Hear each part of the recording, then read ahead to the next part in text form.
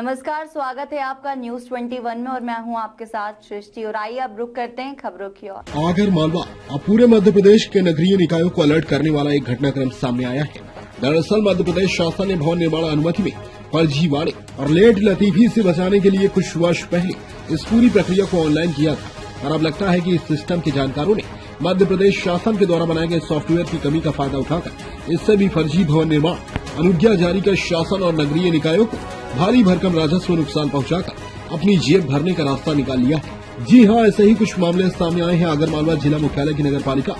आगर में, जहां पहले तो भूमि स्वामी संतोष बाई से पूरा शुल्क वसूलते हुए उसको 28 अक्टूबर 2021 को एक फर्जी निर्माण अनुज्ञा जारी की गई। और जब भूमि स्वामी ने इस अनुज्ञा के आधार पर बैंक से लोन लेने की प्रक्रिया शुरू की तो बैंक के पैनल लॉयर पारस जैन की जागरूकता के चलते यह पता चला कि यह अनुमति तो नगर पालिका आगर द्वारा जारी ही नहीं की गई है, बल्कि भवन निर्माण अनुमति प्रोसेसर जो कि एक सिविल इंजीनियर होता है, जिसने इस कार्य हेतु नगर पालिका में अपना रजिस्ट्रेशन करवा रखा हो। संबंधित प्रकरण में उज्जैन निवासी इंजीनियर हेमंत भानुपिया प्रोफेसर हैं, जिन पर इस तरह के आरोप लगे हैं। किसी दूसरे को जारी अनुमति के क्रमांक का उपयोग करते हुए उसमें कुछ काट छाट कर नगर पालिका सीएमओ के डिजिटल साइन के साथ यह फर्जी अनुमति भूमि स्वामी को दे दी है, और जिसका पता स्वयं भूमि स्वामी को भी नहीं है कि उससे निर्माण अनुमति की पूरी राशि लेने के बाद भी उसे इस तरह की फर्जी भवन निर्माण अनुमति पकड़ा दी गई है। पर जैसे ही इस मामले का खुलासा हुआ तो तुरंत ही प्रोफेसर ने भूमि स्वामी से निर्माण अनुमति हेतु लिए हजारों रुपए नगर पालिका में जमा करते हुए एक दिन में ही उस निर्माण की वास्तविक अनुमति 3 मार्च 2022 की नगर पालिका से जारी करवा ली। ठीक इसी तरह का प्रकरण आगर की श्रीमती रेखा गुजराती के साथ भी हुआ है, जिनसे अनुज्ञा की पूरी राशि वसूलने के बाद भी जिन्हें पहले 30 दिसंबर 2021 को एक फर्जी निर्माण अनुज्ञा जारी कर दी गई और फिर इसका खुलासा हुआ तो इन्हें तत्काल 14 मार्च 2022 को ओरिजिनल अनुज्ञा दे दी गई। दर्शकों के सामने ये दोनों निर्माण अनुमति है। आप देख सकते हैं कि एक ही पक्षकार को एक ही निर्माण के लिए 2 अलग अलग निर्माण अनुमति जारी की गई है, जिसमें से 28 अक्टूबर 2021 को जारी निर्माण अनुमति फर्जी है और 3 मार्च 2022 को जारी निर्माण अनुमति असली है। प्रकरण का खुलासा करने वाले bank panel lawyer Paras Jain का कहना है कि नगर पालिका आगर द्वारा काफी लंबे समय तक भवन निर्माण अनुज्ञा को पेंडिंग रखा जाता है और उसके चलते चालाक लोगों को इस तरह की बदमाशी करने का अवसर मिलता है। गिरीश न्यूज ने भी जब नियमों को खंगाला तो पता चला कि अनुज्ञा का पेमेंट जनरेट होने के बाद इसका 3 दिन में निपटारा करना अनिवार्य है, जबकि आगर नगर पालिका ने कई अनुज्ञा को 6 माह से भी अधिक समय से लंबित रखा हुआ है, जो वास्तव में आश्चर्यजनक है। जब हम इस पूरे मामले की गहराई में गए तो हमें जानकारी मिली है कि इस तरह की कई निर्माण अनुमति जारी हुई है और जिसका पता अनुज्ञप्ति धारियों तक को नहीं, क्योंकि उन्होंने तो अनुज्ञप्ति को पूरी राशि चुकाई है। पर इन सब का खुलासा तब होगा जब भूमि स्वामी के सामने निर्माण संबंधी कोई विवाद की स्थिति खड़ी होगी या फिर वह बैंक से लोन लेने जाएगा, तब यदि बैंक लॉयर इस बदमाशी को पकड़ ले। सर, ये हमारे संज्ञान में एक मैटर आया है कि नगर पालिका आगर से फर्जी निर्माण अनुमतियां जारी हो रही है। हमने एक आपको दिखाया भी है मैटर, तो क्या मैटर है सर ये पूरा? जैसा कि आपके द्वारा दस्तावेज दिखाए गए उसमें 2 प्रकार की बिल्डिंग परमिशन की कॉपीज आपने शो करी, जिसमें डिफरेंट प्रकरण नंबर है। तो सब मामला संज्ञान में आया है, यांत्रिकी शाखा से चर्चा कर और कौन से कंसल्टेंट के द्वारा इस तरीके से कार्य किया जा रहा है जांच की जाएगी। जांच में जो भी दोषी पाए जाएंगे उनके खिलाफ वैधानिक कार्रवाई करने के लिए उचित कार्रवाई करेंगे।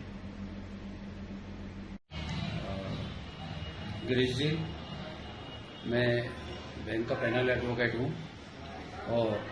किसी भी भवन के लोन के लिए, हाउस लोन के लिए जब कोई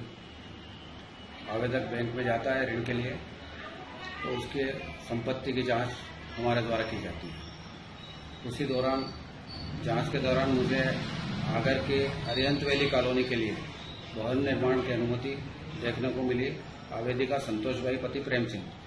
वह जॉइंट अकाउंट है प्रेम सिंह पिता नाथ सिंह। इनके द्वारा अरिहंत वैली कॉलोनी के भवन क्रमांक